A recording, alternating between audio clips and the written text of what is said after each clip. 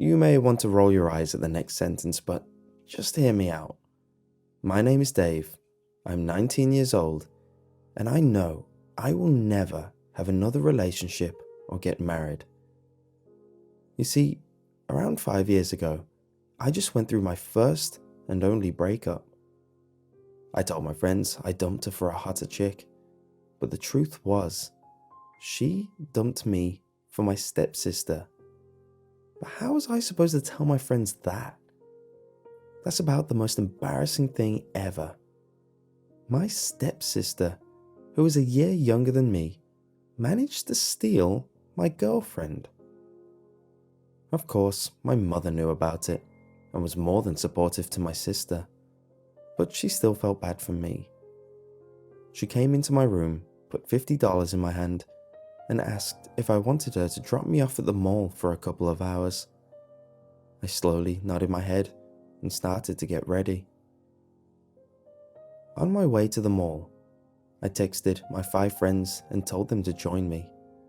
My mother tried talking to me while we drove there, but I just silently stared out of the window.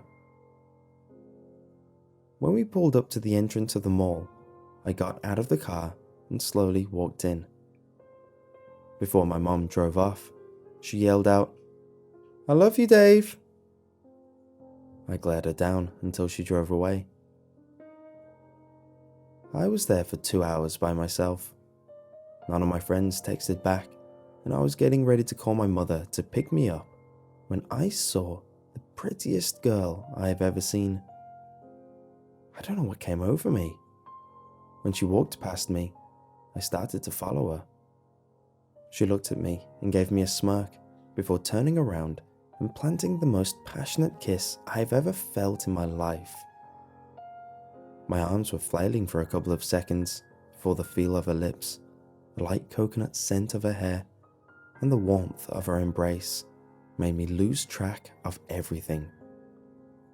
My arms matched her embrace, and I was truly happier than I have ever felt in my life.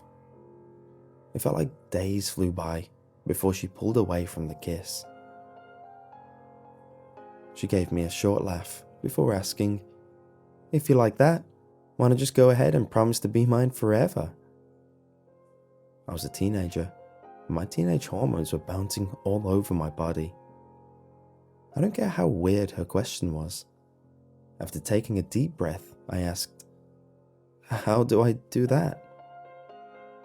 She grabbed my hand and asked, "Just say yes, and I will do whatever needs to be done." Without a second thought, I answered with a quick, "Yes, I want that."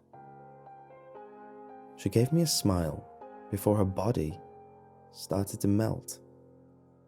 I shrieked and tried to jump back, but my hand was stuck to whatever she had become. Soon, she had become a puddle of flesh that surrounded me. Slowly, the liquid started to rise from the ground and slither at my leg. I tried to slap it away, but it easily avoided me and continued to crawl up.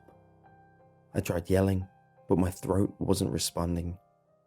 Instead, I found myself sitting on the bench with my mouth wide open. Whenever I wanted to struggle, my own body fought against my urges. It kept me still until the liquid started to pour into my mouth.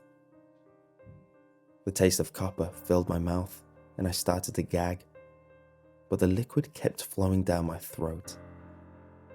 After around 10 to 15 seconds, the remaining liquid went into my mouth and I regained control of my body. I called my mother and told her to pick me up before I ran into the restroom and tried to puke out whatever was inside of me. I threw up my lunch and even part of my breakfast, but the liquid girl stayed inside of me.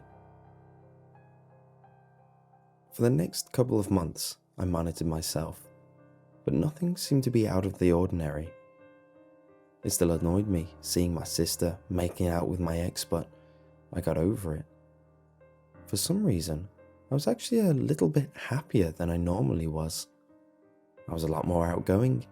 I started to excel in all of my classes, and quickly became one of the more popular kids in my freshman class. Of course, this drew the attention to several girls, which I did not mind. I wasn't really interested. But out of nowhere, a girl named Molly caught my eye. She was shorter than average, blonde, and completely perfect to me. We started to spend more and more time together. I asked her out about a month later, and to my delight, she said yes. That was almost the best day of my life. That night, while I was lying in my bed, thinking about how hard I fell for Molly, I felt something rise out of my throat. I quickly closed my mouth and tried to swallow it back, but the taste of copper came out of my mouth and a small glob of liquid bounced out.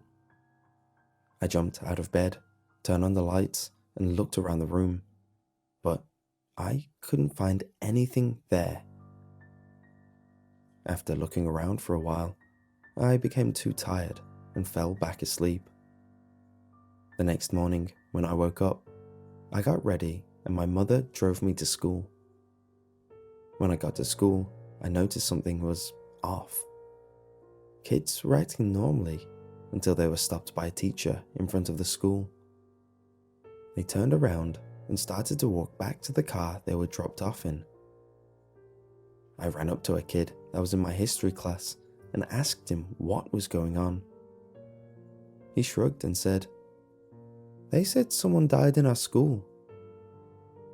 I asked him if he knew who it was, but he just shrugged his shoulders again and walked back to his car.